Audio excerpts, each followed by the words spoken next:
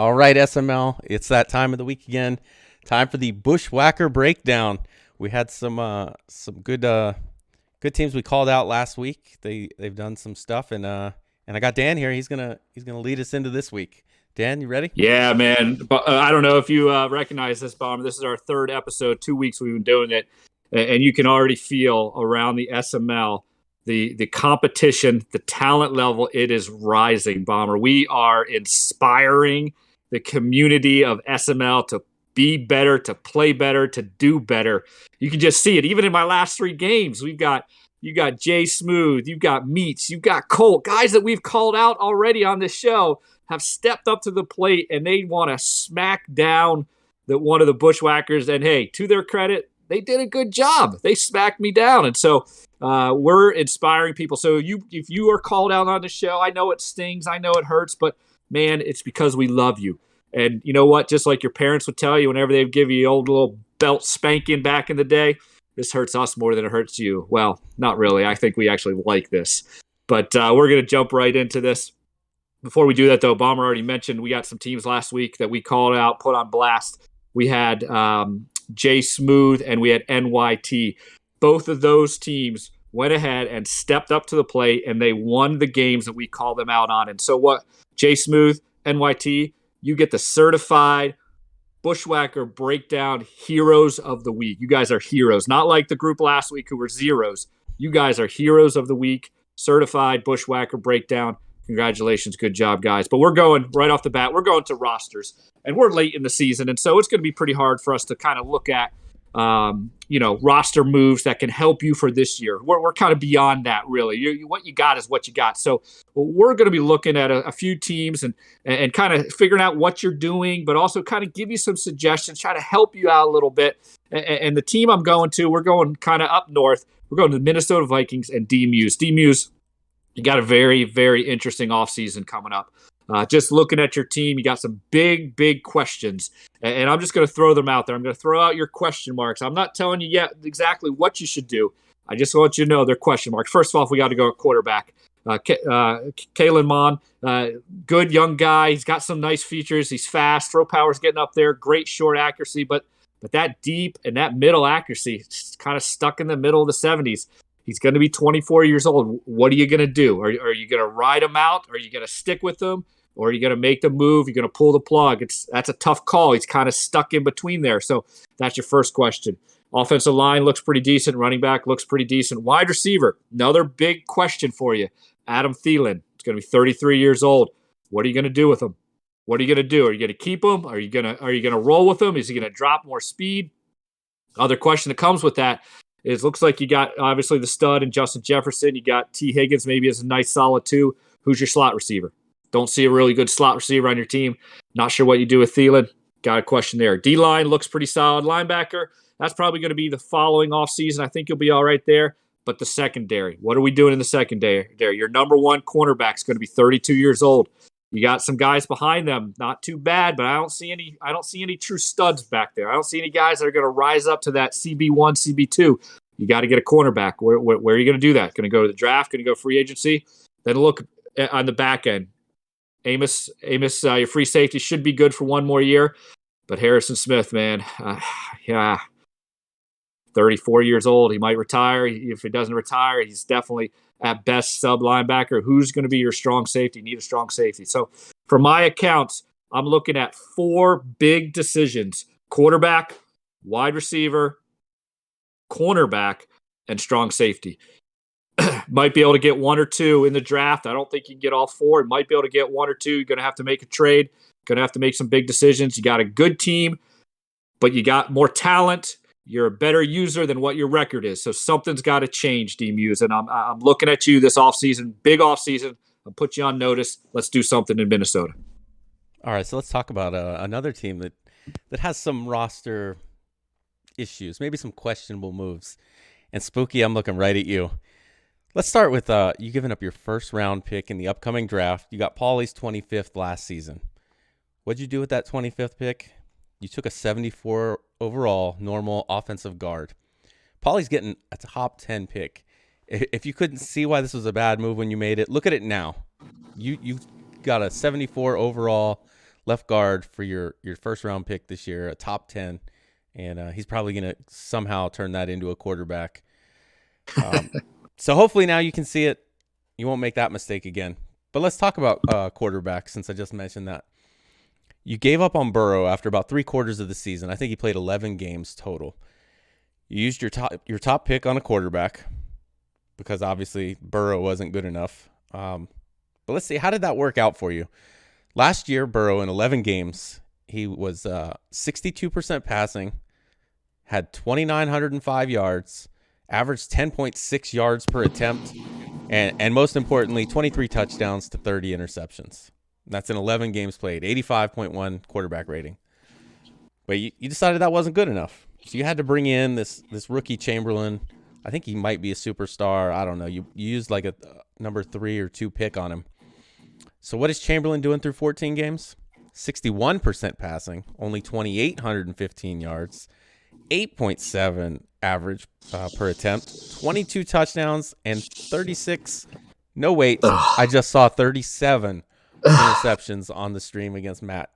That's through 14 games. So you've actually taken a step back by getting a new quarterback. Imagine what you could have done if you maybe got him another weapon, maybe got some more defense. Given Paulie the top 10 pick just to get a guard in return, and your quarterback didn't even improve. It actually took a step back. You got to do better there, Spooky. Got to do better. I know it's the flashy pick to take the quarterback, but you took a step back.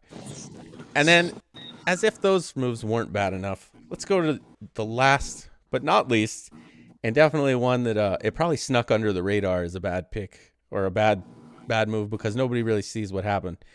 You traded a 3rd-round pick for Mostert. We've already established that your 3rd-round pick is going to be at the top of the 3rd round. So you got Mostert, 97 speed. I mean, that's good for a running back, right? I mean, these drafts, everybody thinks they're loaded, which they are. But what did you get? You got 2 carries for 14 yards. That's what you got with your 3rd-round pick is 2 carries for 14 yards. I know Graham's got the worst or took the brunt of it last week with his drafting of a 1st-round or 2nd-round running back over Zeke. And, he had an X-factor running back, and he picks this rookie, and he starts the rookie over him. Now, I'll give you credit for not benching Mixon for Mostert, but, man, a 3rd-round pick to get a guy that's going to give you 2 carries, that's just a recipe for your roster to never get any better. But have no fear. We've got some advice going forward, and I'm going to break it down Barney style for you. All right. First, your first is always going to be worth more than someone else's next season. Your first is always going to be worth more. There's like 2 people in the league that might have a better first. They're not trading it. So your first is always going to be worth more. If you get traded, you get more than a first in return. Fill your holes before going after a luxury item. A 97 speed halfback that's 30 years old or older, when you already have a superstar or an X-factor running back, that's a luxury item. You have the Bengals. You don't have spaces for luxury items. You need to fill your holes. And if you want to trade a pick next time, get a sure thing in return. If you're not winning enough games to get a lot of XP and dev guys, don't use picks to get more picks. You're just going to have more crappy guys on your roster. Use those picks if you're going to trade them and get something like a superstar. Maybe a young guy that hasn't quite hit that 84 or 85 threshold. Do something like that where you get a piece that you can use, not a guy that's going to give you 2 carries. But that's all I got for you, Spooky. Hopefully you can turn that roster around. Maybe not good enough to win the AFC North, but at least to make it where your pick isn't as good as it is. Next up is gameplay. This one hurts. Woods. We played quite a bit last year. I always thought you were one of the tougher games I had to play. I've actually got you coming up in 2 weeks, so maybe this is a bad idea to put you out here for this. But 7-7 with one of the top rosters in a fairly weak division. I think with Paulie just rolling over and then two-stepping. You've got Clink in there that's really the only guy that's going to give you trouble, and still you're 7-7. So weak division. extremely weak conference, and you have like the uh, third or second place schedule in there, so you should be doing better than 7-7. Since I've been in the SML, you've been a playoff team just about every season, and now you get the weaker conference, and somehow now you can't make the playoffs. Um, and I have an idea of why I think that is. I think you're just becoming a little too one dimensional, and Christian McCaffrey's hurting your offense more than he's helping it at this point. You can beat some guys by feeding McCaffrey through the air and on the ground, but when you start playing those better players, I think they're kind of keying in on McCaffrey and they're shutting him down, and then you're in trouble. I mean, he's your leading receiver and rusher, so all we have to do is contain him, and your entire offense is now stopped. You already have a top 10 defense, so it's really just getting that offense going. DJ Moore is a stud, 25 years old, superstar, 94 speed, sitting at 23 catches. On a 7-7 team that should be airing it out, you got that rookie quarterback that I'm sure you're trying to air it out with. I mean, you've thrown like 65 interceptions with him, so it's not like you're not throwing the ball. Get the ball to DJ Moore. Find a way. He should be the guy at the top of the list, not McCaffrey. McCaffrey should be your runner. Get the ball to DJ Moore.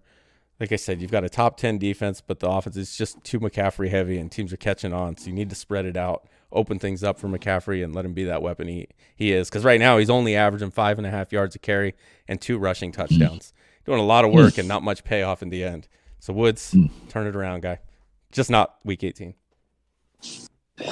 And that hurts. That hurts. We all love Woods. But Woods got to do better than that. Come on, you got to do better than that. Hey, we're going to gameplay on my side, and I've been looking around SML, watching some of the gameplay, seen some horrific things. But there's one team that stands out more than any other team, and I'm going to the LA Chargers. That's right. We're going to Ashley Danhe 22. This guy is playing like a legit bum the last 3 games. First of all, he goes up against the Raiders, and he's been talking smack about the Raiders' moves, like Aaron Rodgers this and Adams that. And then what does the Raiders go out and do? Raiders just goes out and smacks them. Yeah, he had a development game and he fumbled. There's no excuses in the SML. Come on, get yourself together. You can't talk like that and then just get run over. Then you got to go against Meats. And we all know Meats is going to give you the game at some point, and he's winning, and he can ice the game, and Meats throws into triple coverage, throws the interception, and all you got to do is just take the ball down. I believe there's like 3-4 minutes in the game, score a touchdown.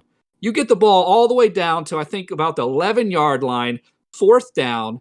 You come out in a tight formation. You see the blitz. You see the press. What do? Do you adjust to it? Do you put in a backer? No, you send everybody out, and before they can even turn around, you get sacked and you lose the game. Then, on top of it all, you go and play the other LA team in a battle for LA, and you go in and you just do some of the dumbest things I've ever seen someone do.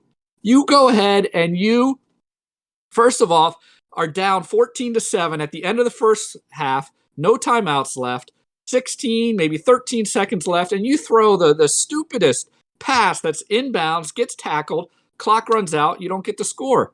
Then you do make the stop. You do make the right play. You got the ball. You got a chance again to win it. Another drive. You line up. You see another press defense. You got the right call on. You know that you can hit them over the top on the deep crosser. You snap the ball. You don't even look at the receiver. You don't even look at what the user's doing. You just focus right in on the quarterback, and you want to make sure you don't get blitzed. And you just throw a blind pass because you assume it's going to be wide open. And what does Colt do? He's standing right there with his user, and he picks you off. You're supposed to be one of the top teams in the AFC, and you just lost 3 straight games. You're being challenged by people out there that you've beaten twice all year. I mean, you've dominated some of these teams, and now they're challenging you in chat because they think you're tanking. Come on, LA Chargers. You need to do better than that. All right. Well, I know that hurt for some out there. I know that hurt. But I had to say it. It just had to be fair. Well, the last thing we're going to go to now is we're going to put the teams on blast. And this is a big week for some teams on blast because we're not just talking about a 3-game stretch. We're talking about it's do or die time. We're talking about the playoffs have already started. Last week, we saw 2 heroes step up to the plate and are certified Bushwhacker heroes. This week, I'm putting the first team on blast. I'm going to the team that just beat me 2 weeks ago and to Meats and the Miami Dolphins. You're sitting at 9-6, and you got a chance to make the playoffs. All you got to do is you got to beat Cleveland, and you got to beat Chicago. Now, I know that's the defending Super Bowl champions. I know they've got the superstar Chubb. I know he's beaten you many times over, and he's a tough opponent. But you know what? You want to play in the big boy AFC season in the playoffs, you got to go in and you got to beat Bomber. You got to go and you got to beat Future. So Meats, I'm putting you on blast. Step your game up. I've seen you can do it. Let's do it 2 more games. Let's make it to the playoffs. All right. Well, I don't know if he needs to do it right away. I mean, he could wait till week 18. But speaking of teams on blast, here's what I've got. I've got Noel. I think this is a huge moment for Noel. Noel has 3 games left. 2 of them are going to be against playoff teams. Last season, Noel couldn't beat the teams with a winning record. This year, he's got 4 wins already: Raiders, Dolphins, and then 2 against the Rams. All he needs to do is close this out, and then he's going to end up at least in the playoffs. He still hasn't gotten by Dump, but that's not going to matter. If he can win these last 3 and Dump drops even 1, with a game against the Chargers who've just been called out in Week 18, we could see Noel taking the AFC or NFC West and actually winning that division. But it's going to take wins against Prime and Clink to do it. So he's not only going to have to prove that he's back and he's a playoff team and belongs in the playoff talk, but he's going to have to do it against 2 really tough teams. So it's going to take two out of 3 of those last remaining 3 games, get a playoff win, and then I'll believe that last cycle was a fluke and you're back. Because until we get past the playoff teams and we get into the playoffs and get a win, man, I only saw 1 season of Noel in Madden 20. So for me, Madden 21, Noel is Noel. So until I see different, then that's what I'm going to think. But if you can win 2 out of 3, get a playoff win here, I think I'll start to change my tune that it was a fluke and you are indeed back. Man, Bomber, I don't know if you can feel it, though, but the tension's starting to rise. I see some teams that are really starting to feel the pressure both on the AFC and NFC side. I'm excited for this week. I think if we do the math right, we should be in the playoffs sometime by Sunday, maybe this weekend sometime, and then it's the big boy season. So you pumped for this? Oh, I'm super excited. There's a lot of games I want to see. Hopefully, the way schedules work out, I can catch most of them. Maybe we'll even commentate some of them. But you can definitely feel the playoffs. The excitement's growing in chat. Everybody's starting to do the math and find out what they need to do in order to get in the playoffs. So it's a real exciting time right now in the SML. Yeah, it's time for the SML to do better, get better. Let's bring your A game. None of this slacking off. None of this, oh, I wasn't trying my best, or, oh, I'm too busy with this, or, oh, I'm playing for next year. It's time to play now. So get your act together and step your game up. Let's go, SML.